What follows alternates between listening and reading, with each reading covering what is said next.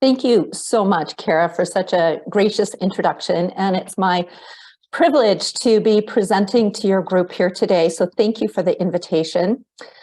As Kara has mentioned, I am a professor of marketing, and I've been working with Kara Nelson for about 8 years, bringing more of my focus on innovation to ecological restoration.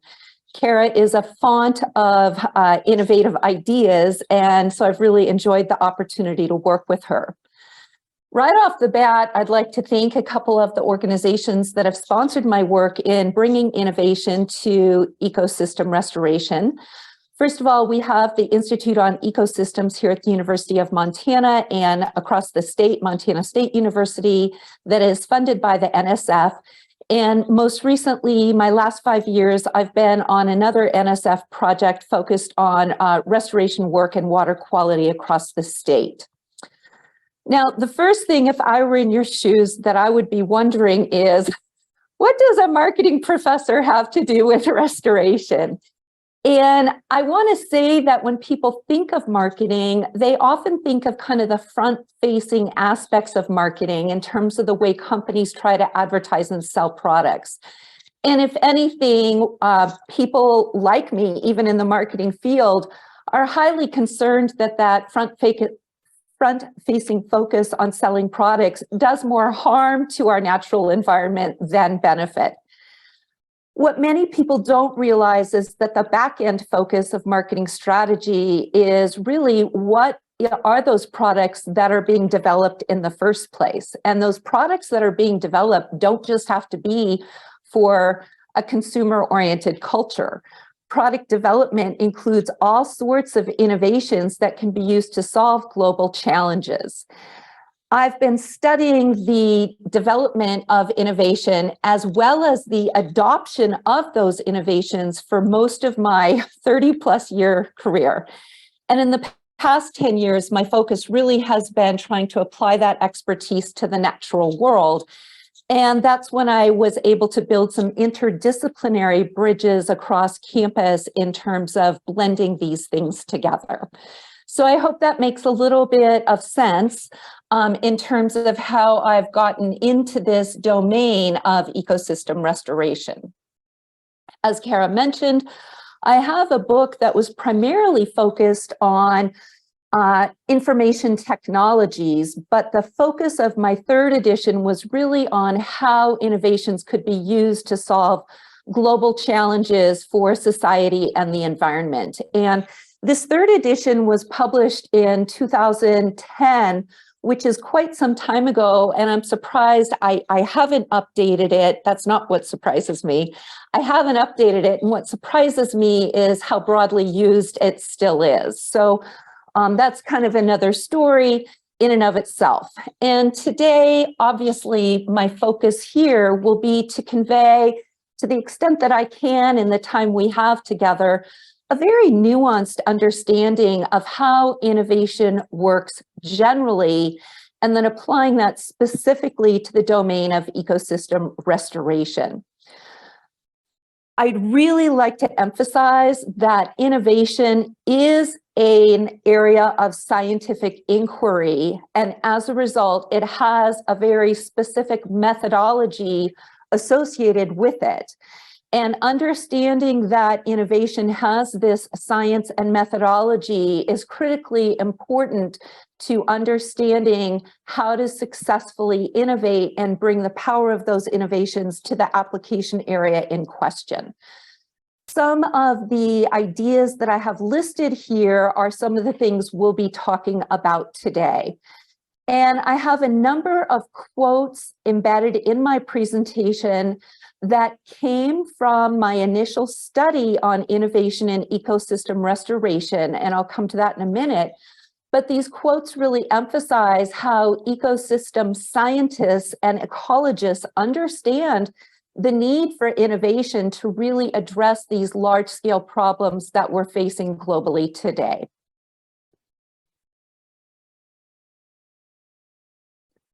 My work originally started in the upper Clark Fork River in Montana, which is about a 120-mile stretch going from Butte, Montana, which is the source of all of the copper mining in the United States. I don't know if many people realize that the copper mines in Butte were one of the largest minefields in the world in the 1800s.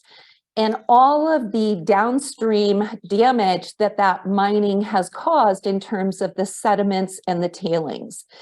Over $400 million has been spent on this cleanup. And the question then that I ask is, how do we understand the restoration needs for a changing climate into the future when we're going to have different flooding events, which we've already experienced in Montana over the past 2 years? We need seed stock that is more climate adapted, and simply spending the money to remediate to what once was may not be successful for what the future is bringing. And hence, it's really important to have this innovation focus.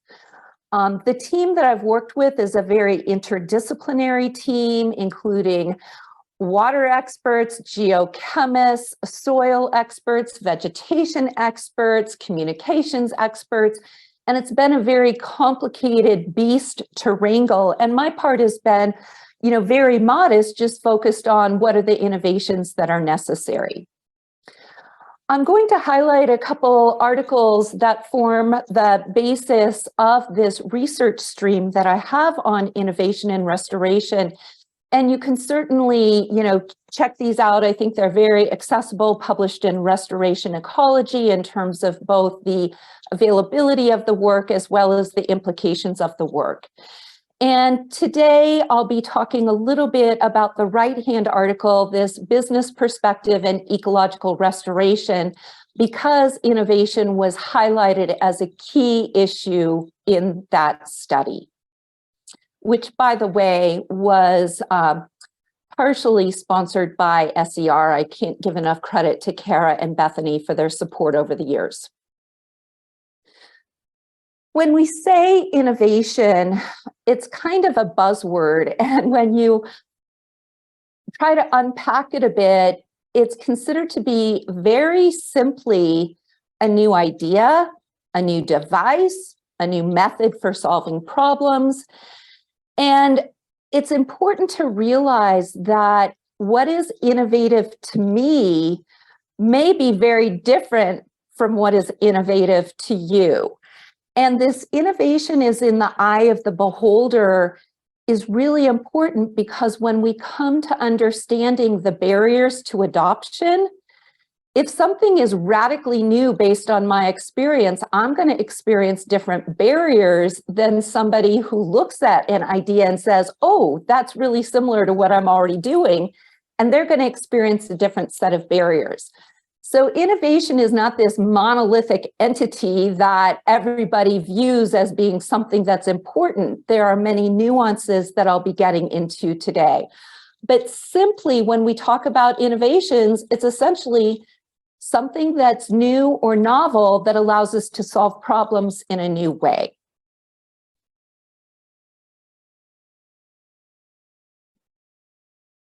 One of the most important aspects of innovation is understanding the genesis of where innovations come from. And I have a whole list of ideas here that come from the studies in business management and business marketing about sources for new ideas. And I really like the serendipity one at the bottom, because oftentimes the way innovations come up are because of a chance encounter, conversations, new domains that are totally unexpected.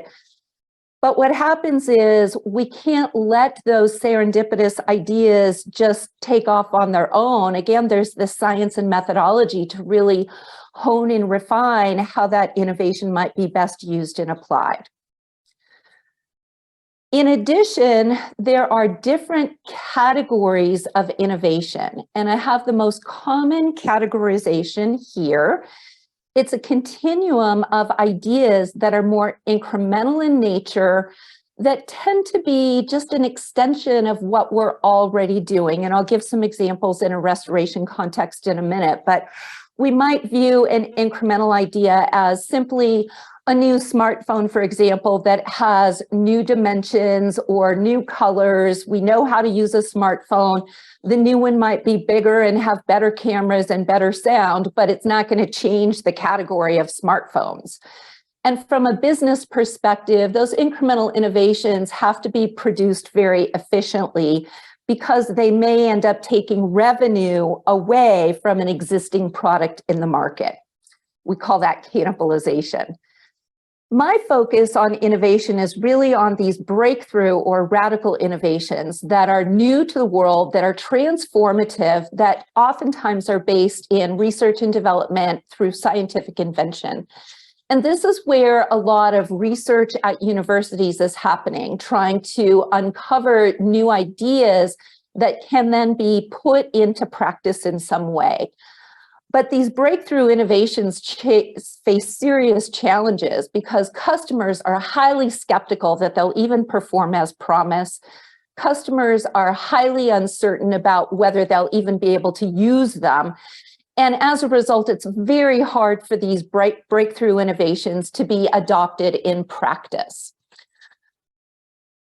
Understanding that there are different types of innovations also helps us realize that the strategies to successfully harness incremental innovations are very different than the strategies that are required for breakthrough innovations. Let's look at some examples in restoration. So again, from one of my studies that asked restoration ecologists what were some of the innovations they were actually using, some of the more incremental innovations that Tara and I categorized on a post hoc basis after these responses came in were, instead of using herbicide treatments to control invasives, simply using repetitive forestry mowing instead. And this allowed the native seed bank to come back over time instead of using herbicides, herbicides, herbicides. Another example is the idea of, if we're going to try to regrow degraded areas in permafrost sites, that perhaps we could use pre-vegetated mats rather than just using throwing out raw seed stock. And so the idea here is, by having the mats pre-vegetated, they were more likely to be successful. On the radical side, what you see is the use of tools that are highly scientific, such as genomics, which I'm going to go into a little bit later, and microbiomics, to help evaluate what is the drought adaptation of seed stock or climate change adaptation.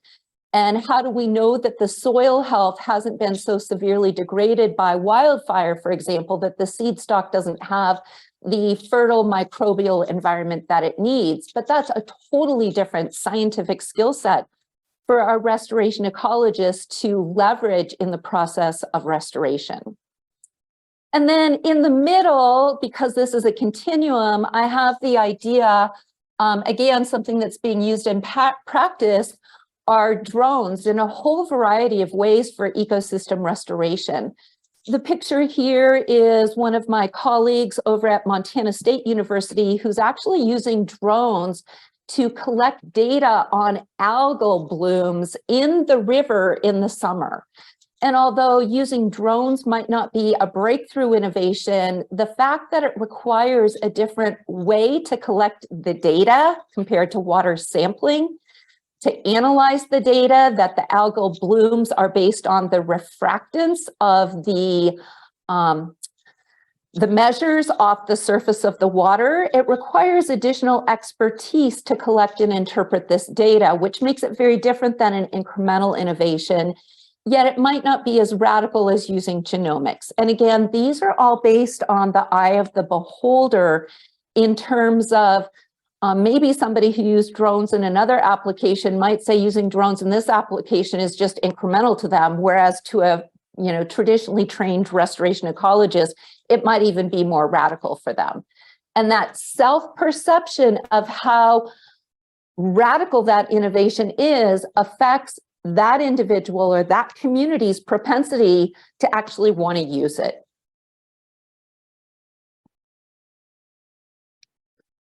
Okay, I have an article published with a group out of Australia on using drones for helping nature heal. So if you want to check that out, that's in the conversation, which is meant to be a place where instead of presenting technical academic science, it's more for lay people. At this point in my talk, I'm going to segue just briefly and talk more specifically about the 4 projects that I have in terms of studying innovation barriers and adoption in the ecological context specifically. So project number 1 was a qualitative project that was trying to look at the intersection between the companies who perform restoration on the ground.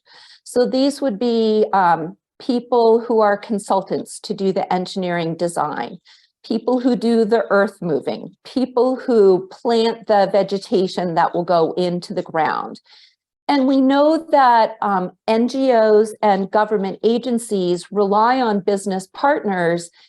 And we also know that because business is motivated by profit, it sometimes changes the lens of how they might do things, because the profit motive, sometimes is held up as being something that helps align everybody's objectives. And I would argue the opposite, that the profit motive sometimes perverts the objectives. And so what is the intersection of these business considerations of the companies that are paid to do the restoration work on the ground and doing good ecological science? And as you can see, this research project identified 5 key tensions. And I'm only going to talk about the one on the upper right, which is the tension in using innovative techniques. And the data from this project showed that when we talk about using innovation in restoration, there are essentially 5 distinct types of adopters. And this comes from the science of innovation. This is the most widely respected theory in using and adopting innovations in the world. And the validation of these 5 categories of adopters has been validated across many, many contexts. And so mine was one of the first to really see to what extent these categories of adopters mapped onto the ecological restoration context. And in my slides coming up, I'm going to go through each of these categories of adopters, but what I'd like to emphasize is that the population of any discipline falls along a normal bell-shaped curve, where the bulk of the market falls under what is called the early majority adopters and the late majority adopters. And these are the percentages that fall within each category. And I could get into the math behind this in terms of the mean time of adoption and the standard deviation, but for a 1-hour webinar, I'm gonna ask you to take it on faith here about the data. And in my study, what I found is that some of the people I interviewed reflected very much this enthusiast and early adopter, that leading edge, sometimes people call it the bleeding edge of adoption, which are on the left-hand side. And what you see here is that people who are on the bleeding edge have to have the attitude of a maverick and even an insurgent. And I have to work aggressively to transform the staid and ideologically confined norms of the restoration industry. And again, it's not a sense of whether you agree or disagree with this statement. It's that there is a segment of the market who wants to radically transform their industries, and to do so, they have to view themselves as a maverick or a rogue agent. And that is highly consistent with theory. The next category then are those early majorities, 34% of the market. And from a business perspective, selling to the early majority and getting them to adopt the innovation is critical, because this is where what is famously known as the tipping point occurs. If we can get that 34% of the market to adopt, our innovation is more likely to diffuse across that latter 50% of the market. But these innovators are comfortable only with incremental innovation, and they want proven applications. So again, some of the people we spoke to about their appetite for innovation said it's really hard to do innovative things because people are going to look at my project and say, was it successful? And success is not a measure of whether you used an innovative technology. It's really based on other outcomes. And in fact, some people feel that innovation is so risky that it might imperil their ability to deliver on those outcomes. And again, this is very consistent with theory that this 34% of the market, they don't want to adopt something unless it's shown to be effective with data. And those early adopters who are rogues and mavericks, they're not very credible to these people because these people are more averse to changing things. The late majority, the quote below here says, from a cost effectiveness standpoint, we were not big on innovative technology. We want something that we know will work. And so again, that sounds very similar to the early majority. And it's kind of a judgment call, like what's the difference between an early or late majority adopter? So this is generally considered 68% of the market, that you still need to have this focus on getting the job done, as opposed to using something novel that may be perceived as risky.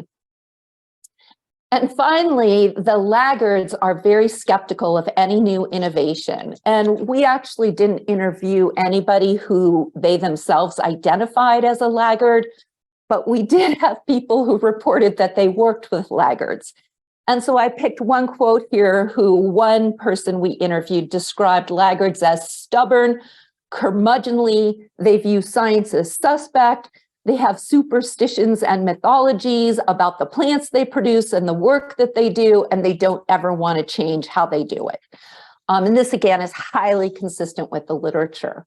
And so if you're somebody who's trying to get innovation into practice, the fact is it's not a one-size-fits-all solution. You have to know precisely who you're talking to. And most companies won't even attempt to convince laggards, because I've done studies in many, many domains, and I'll just give one from cattle ranching here in Montana. As you might know, we have a very similar profile as the country of Uruguay in terms of our ratio of population to cows. And the laggards say things like, I'm not going to give my cows any antibiotics or supplements because whatever happens to them out on the range in the summer is what the good Lord intended. So don't try to sell me any of your newfangled stuff to make my, herd produce better over the summer. So it's again, these laggards are a very tough market to convince that they need innovation, because convincing is just the wrong way to go about it. I'm sure you know people like this.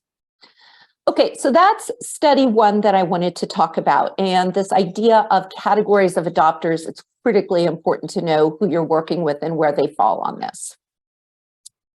Study number two that I wanted to talk about then collected quantitative data from restoration ecologists across the United States. So this is very United States centric, which can be perceived as a limitation and a generalizability problem in terms of what might be happening in the rest of the world with respect to this data. And this project in particular was sponsored by the Society of Ecological Restoration, and they helped me leverage their membership to get my survey distributed. I did also use some other venues to distribute the survey, but the SER practitioners, I think I had over a 50% response rate from the people in that particular group, which was really high.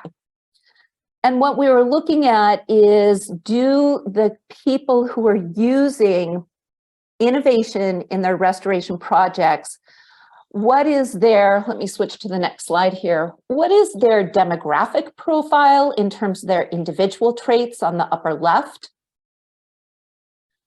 What are the characteristics of the organizations that they work with? And again, I'm focused on the businesses here, not the government agencies and not the universities and not the NGOs. And for those specific projects that they were answering about, because when we talk about innovation, I asked them, think about your most recent restoration project and any innovations you might have used on that project. So that was this middle variable, project-based innovation. And then in terms of outcomes, we asked them, was your project completed on time and on budget? Many of these projects were lasting multi-years, and so that the completion rate when we intervened, when we measured, was not 100% completion. But for those that were completed, we had this measure. And then we asked everybody, how personally were they satisfied with the work they were doing on the project? And what we see is that the measure of innovation that I used was 3 questions that everybody answered in terms of, did they strongly agree or strongly disagree with these statements? My company used new techniques on the project. My company introduced unproven methods on this project. And the project objectives were innovative. And based on statistical analysis, these 3 items were then summed. And what you see here over a 5-item scale, we follow kind of that normal bell-shaped curve a little bit in terms of what was innovative. So the bulk of respondents, nearly 30%, said neither highly innovative nor not innovative. Only 1 respondent had that they weren't at all innovative, but no respondents said they were highly innovative on their project, which I think is really an interesting finding in and of itself. The mean on this scale was a 3.02. The standard deviation, for those who are interested in numbers, was 0.8. So what we did then is we correlated that project-based innovation with those individual traits, with the company traits, and with the project traits. And what you see is that 2 big inhibitors emerged in this study. The more risk-averse a person reported as being, and again, I could go through the scale items on that if you would like, but for sake of time, I'm just kind of short-circuiting the measurement here. And people who self-reported that they were more risk-averse did not use innovation, negative correlation. So that risk-averse minus means that risk aversion meant that project-based innovation was lower. And this was surprising. The innovation science shows that the sources of information people rely on is heavily influential in their use of innovations. And to the extent that our respondents relied on industry trainings or industry blogs or industry webinars, that did exhibit a significant negative correlation with innovation. And before I draw a conclusion that says, oh my God, this webinar is going to lead you all to be not innovative, we don't have any information about what those webinars were on or who put them on. There was a lot of tension in the field at the time about using the Roskin method for river channel redesign. And so I did collect some data about what methodologies were being used, but we didn't have a large enough sample size to tease out the impact about why this is a negative correlation. But if we look at the right-hand side, the facilitators of innovation showed that older respondents reported being more innovative, which is counterintuitive to the science of innovation. The science of innovation says that younger people tend to be more willing to take chances, they are less risk averse. So this is a really interesting finding. And age was correlated with years of experience. So the more experienced people felt more comfortable using more innovations. And then this finding that males reported using more innovation is consistent with the science of innovation, that males tend to be more of those tech enthusiasts. But there was a very strong correlation between age, experience, and gender. And so again, the interplay among these 3 variables is worth teasing out, but our data were not strong enough statistically to allow us to do that. I like these next couple findings because I think they give us something that really helps drive innovation and restoration. Engagement with research scientists, that 0.5 correlation was the highest correlation across the findings.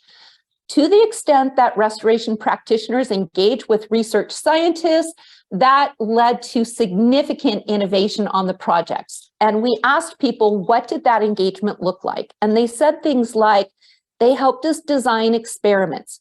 They helped us collect data and specimens. They provided modeling assistance in estimates of vegetation growth rates.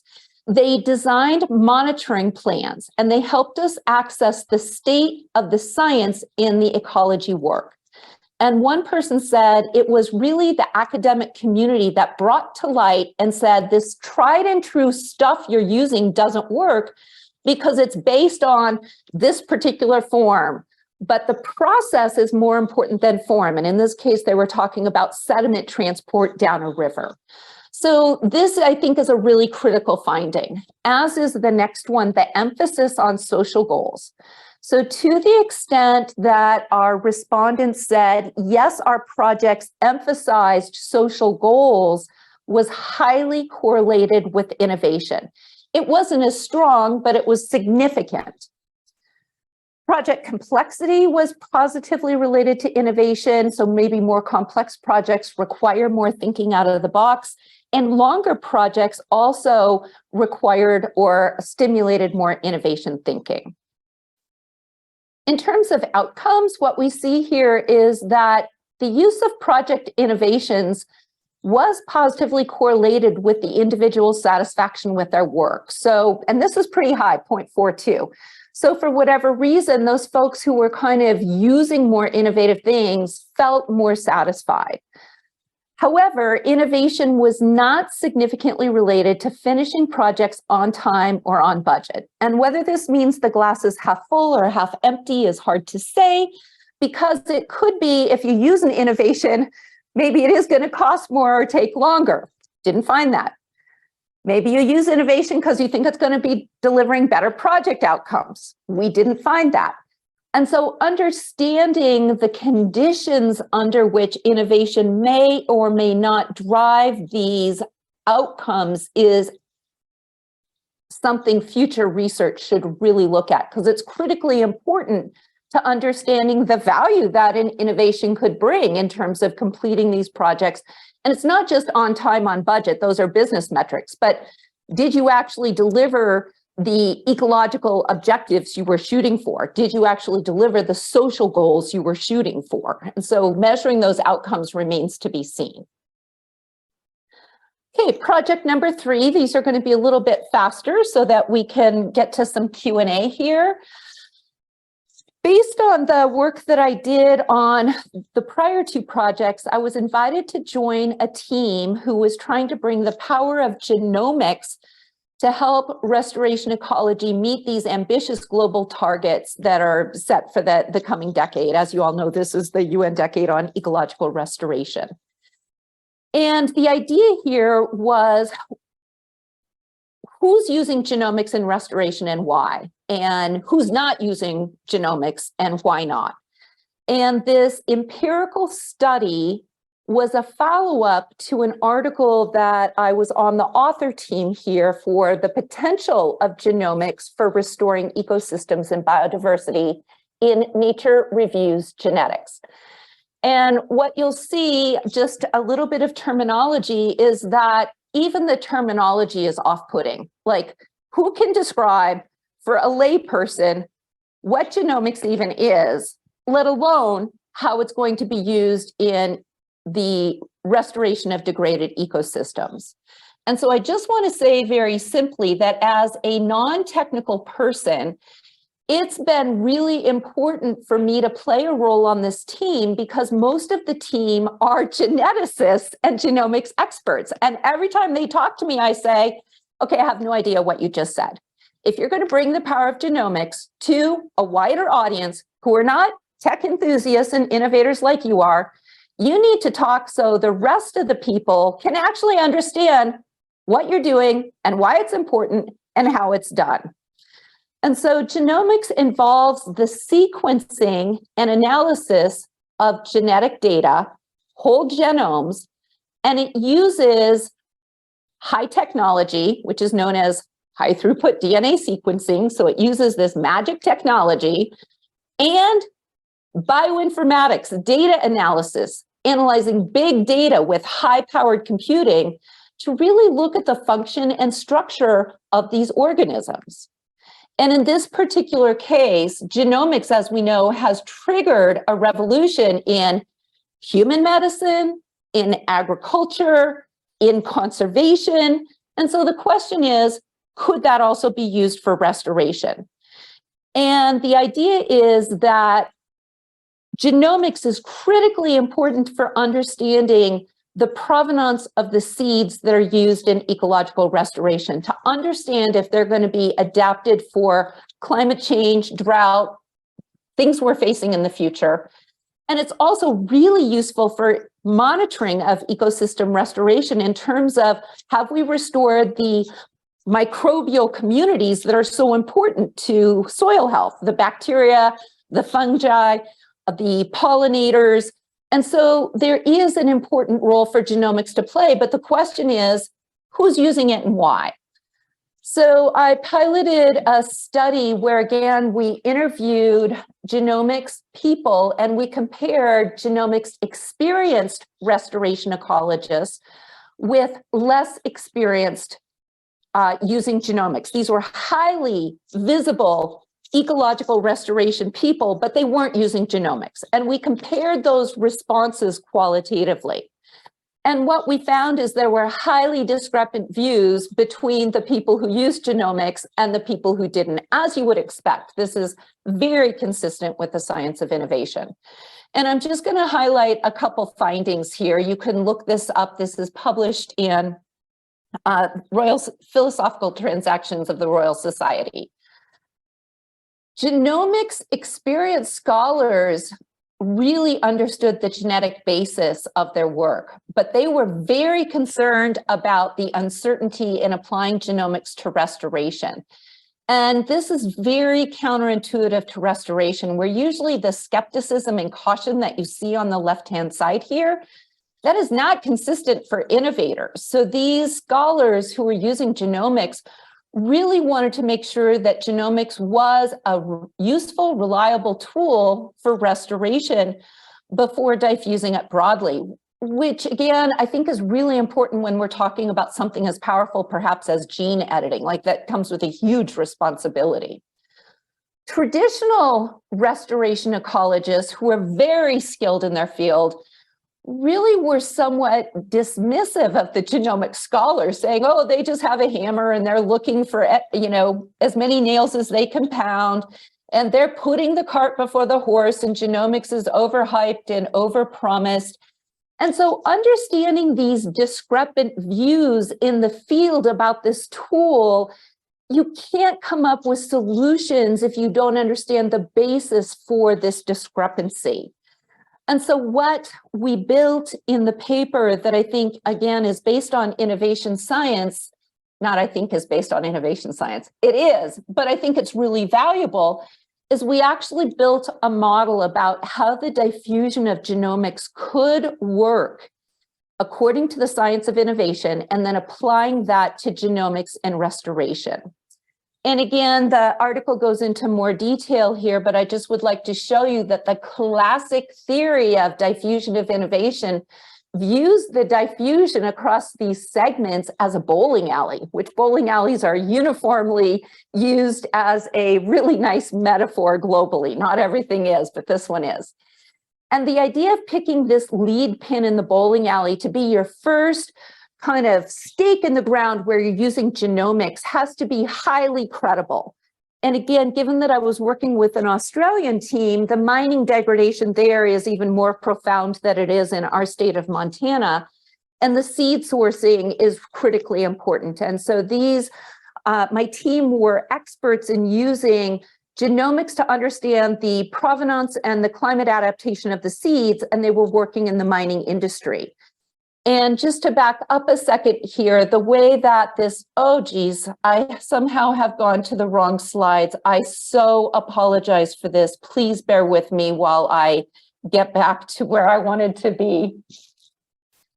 in order to facilitate the diffusion of innovation, the idea is not only do you have to identify this beachhead, this lead pin in your bowling alley, but you also have to know what is the compelling reason for those pragmatic people to adopt it, and how do you stimulate word of mouth to help carry that diffusion process.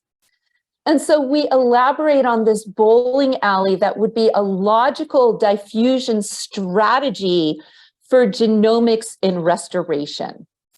And again, during Q&A, I can provide more detail if you want, but this is a very prominent model in the science of innovation. And we've applied it here to genomics and restoration. Now, we know there are many other considerations in terms of stimulating and diffusing innovation, and I don't want to shortchange those. This crossing the chasm model is not a silver bullet.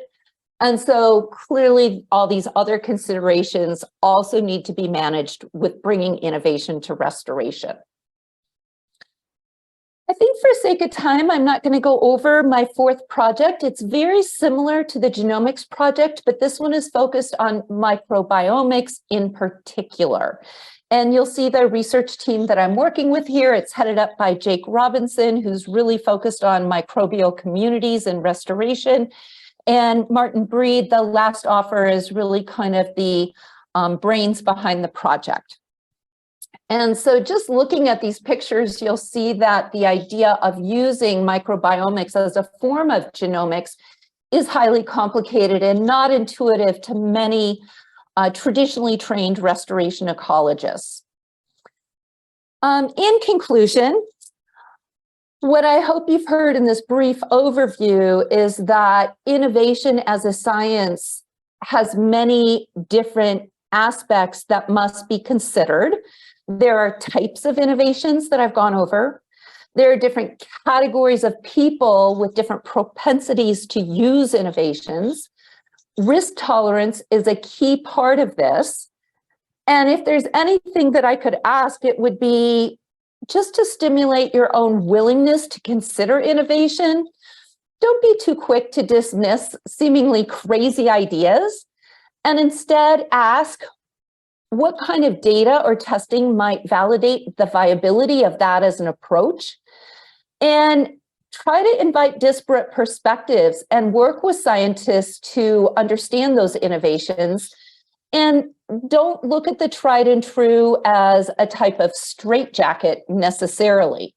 Interdisciplinary thinking, openness to new ideas, a test and learn approach are all critically important.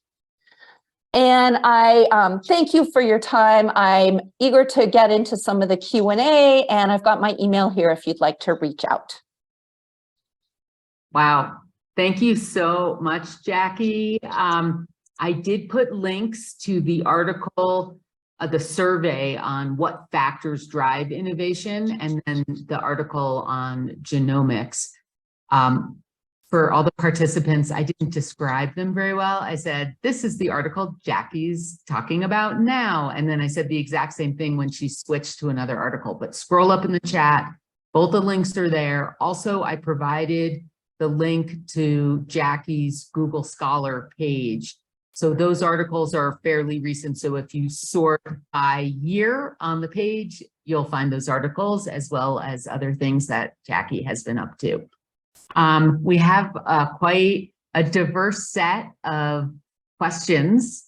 And then I have one that I want to save a little time for at the end. So the first question, it came in really early, Jakki, and it's from Becca. And she says, one of your articles, The Role of Trust in Restoration Success, which I did not post a link to, ropes in public engagement. My question is about language. Do you see language as a barrier to successful restoration? And then I had a little side exchange with Becca to ask, what do you mean about language? You're talking about the language English, Spanish, or are you talking about language in the context of meaning negotiation and the effect of conservation terminology on trust? Like, for instance, the words you use conservation terminology when you're working with a particular group like Indigenous peoples. So that's a lot there, but super interesting. Any thoughts? Yeah, thank you for the question. Regarding the role of public engagement in trust, I do have another article on that topic that I didn't talk about today, and it's published in Society and Natural Resources.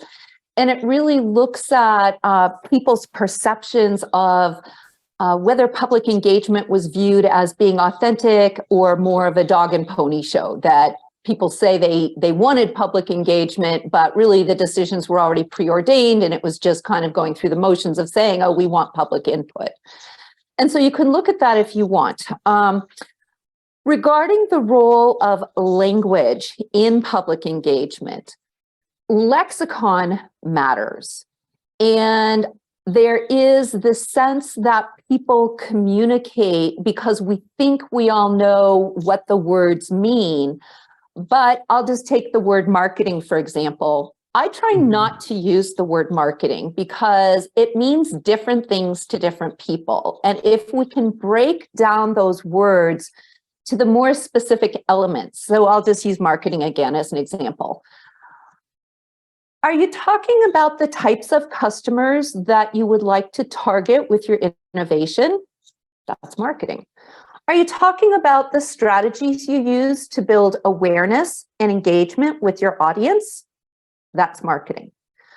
Are you talking about the partners that you use to provide services for your product?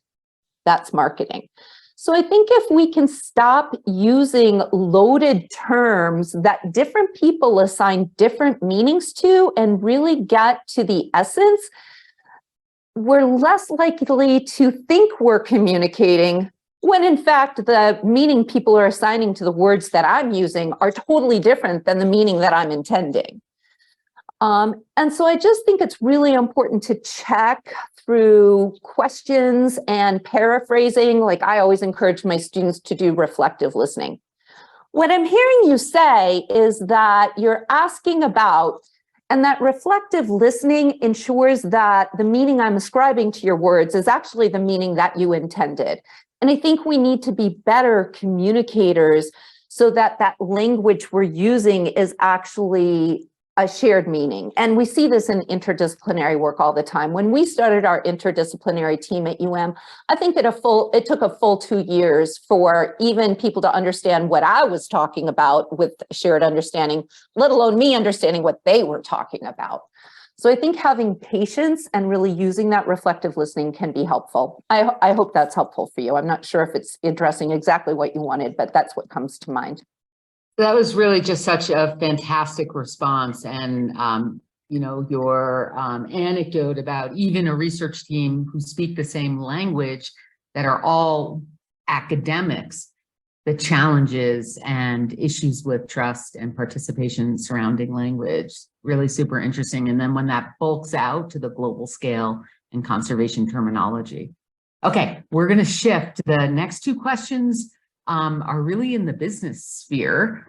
All right, so this question is, have you looked into solutions such as biochar, for an example? But the question is really not about biochar, it's just an example. These technologies can be very expensive to implement, up to, you know, $1, $2, $3 million US. And I wanted to know if you have an opinion, so here's the real question, on how to manage the cost of implementation of such technologies. Would it be more on the sales side, like selling biochar at higher prices? Is this realistic to expect clients to buy it at higher prices in the future? Or the technology side, more encouraging public policies, subsidies, et cetera? Wow, what a great question. So the idea of the high cost of emerging technologies is a common challenge. And again, I'm going to use a slightly different example that's a little bit more in my wheelhouse right now, but I think that, again, the science of technology and innovation is pretty universal here. So one of the biggest things we're grappling with globally is protein sources and the understanding that meat is not a viable protein source as the global population rises because of the environmental impacts that raising things like cattle have globally. But the fact is, if we look at cultivated meat, which is taking cells from actual meat products and cultivating them in the lab, it has none of this environmental damage that happens, but the cost of that technology to cultivate the meat, harvest the meat, and get it to market makes that product cost prohibitive to actually use today. And so there are two driving factors that innovation studies to drive the costs down, okay? The first one is the scaling, which means scaling means growing, increasing the volume. And this is what comes first, the chicken or the egg. These have to work in tandem. Scaling means that we can get economies of scale through volume production. So why did Elon Musk build a gigafactory for batteries? Batteries were the most cost prohibitive element of electric vehicles, and economies of scale were required to drive that cost down. No one car company could get economies of scale. It was only by aggregating across the industry that economies of scale would come. So he provides batteries to any and all car makers, and he reaps the benefit, as does the industry. So how do you drive economies of scale? By accumulating volume across multiple producers, if that's possible, number one. Number two is, in technology, we know that over time, there is something that is what's called an S-shaped curve. An S-shaped curve means that early in any technology trajectory, the performance of that technology is low and it underperforms existing solutions. But there's an inflection point, that first derivative, when the technology performance starts to improve so much that that point is when it becomes both performance competitive and cost competitive with with incumbent technologies. I feel like I'm getting too detailed in this answer, so please forgive me. But what I'm trying to say is the only way to drive those cost downs are through technology improvements or economies of scale.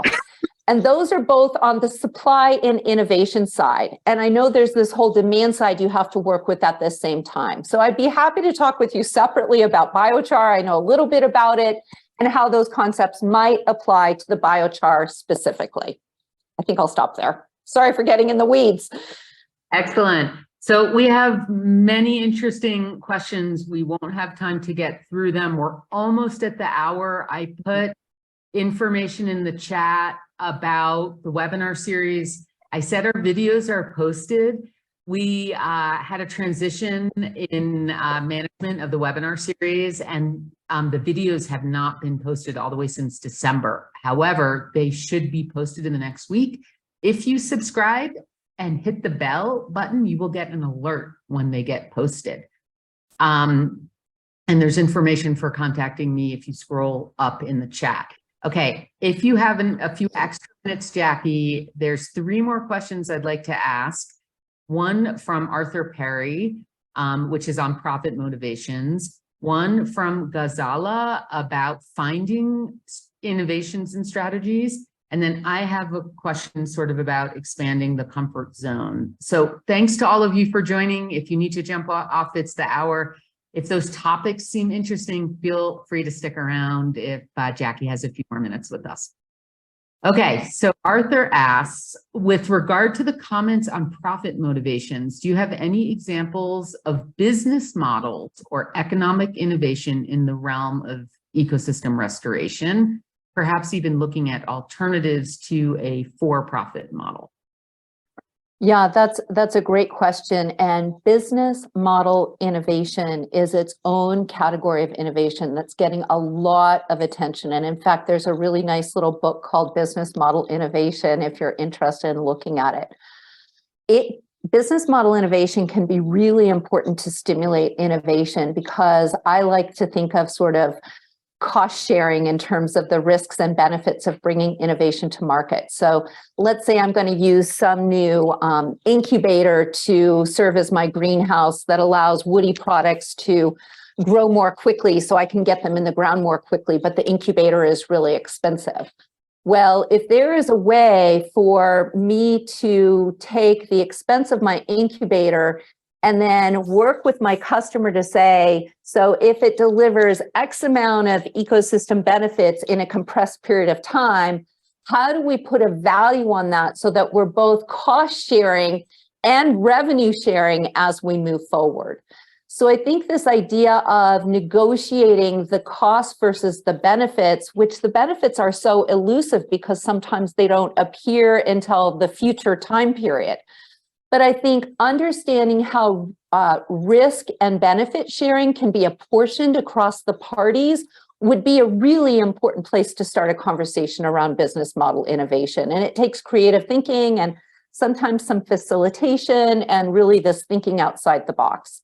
Sorry, I don't have a good example or an answer, but that's how I would start thinking about it.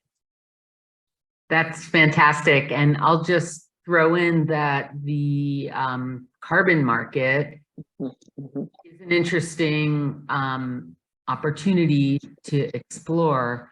And it would be amazing if we could get biodiversity protection, along with carbon credits rolled into one, so that we were ensuring that, the carbon market had strong outcomes for biodiversity. But that's a whole nother topic. I like that. So Ghazala asked a question. I'm gonna kind of change it. Apologies a little bit, but her original question was about what innovative approaches or strategies are being employed in restoration efforts effectively, and that would be a whole conference. So instead, and apologies for changing the question, I'm wondering, how can people find out about innovative approaches? Do you know if there's websites or places to look? We actually asked people this in our survey that we sent out, and most people who answered this question said that their most innovative ideas came from talking to other practitioners about how they were solving problems on the ground. And so this is a word of mouth effect. It's a word of mouth network. And if there was a way for, I'm just brainstorming here, SER to have some sort of a blog forum where people could post like social media does about, hey, I'm thinking about using this. Has anybody have any experience with this? Or, hey, I'm encountering this problem. Does anybody have any approaches that they've used for this? But I think crowdsourcing those ideas with social media or through some mediated forum, based on the data I have, it was mostly a word of mouth effect that's happening through. Oh my God, I have an innovative idea. Someone should start a journal of restoration practice, just practices, not an academic journal, but just like a real forum on tools, practices. Okay. I'm indulging myself with the last question. We still have lots of people online, but again, feel free to drop off. We're now, after the hour. I want to go back to my comment in the beginning, reflecting on the webinar series and our focus on ecology. We have had finance, we have had human dimension talks, but I would say we're probably 80% in the natural science and ecological sphere. So there's a two-part question. One is, how can restoration practitioners and organizations increase capacity for using innovation? Because it seems like, just like adaptive management, it's not something that you do at the end. It maybe needs to be into the process. And then secondly, and this is totally separate, so unfair to ask at the same time, but how can we as a restoration community attract experts and practitioners who focus specifically on cultural and socioeconomic elements of ecosystem management? I'm going to start with the second one first. I feel like increasingly in today's environment of, just impending climate disaster, there are so many social scientists like myself, business professors, legal scholars, people who study human dynamics, who really want to apply their skills to a domain where their efforts really make a difference. And so I think broadening some of the calls that are used for participation in some of your conferences and forums would be useful. That's how I got involved. Two of my colleagues on campus reached out to me and they said, hey, we want to know what you have to bring to this domain. And at the time, I was actually looking for bringing my skills to something that felt more personally rewarding to me than working with for-profit businesses all the time. And I think I'm not unique in that regard. So I think just broadening your calls for engagement, I think people are hungry to apply their knowledge to this area because it's so critically important for our survival. Regarding the other one in terms of building capacity and interest in, I'm paraphrasing this, and if I've got it wrong, please clarify. Capacity and interest for bringing innovation to restoration. How do you do that kind of as a field or as a discipline? Again, I'm going to rely on the science of innovation and what we know.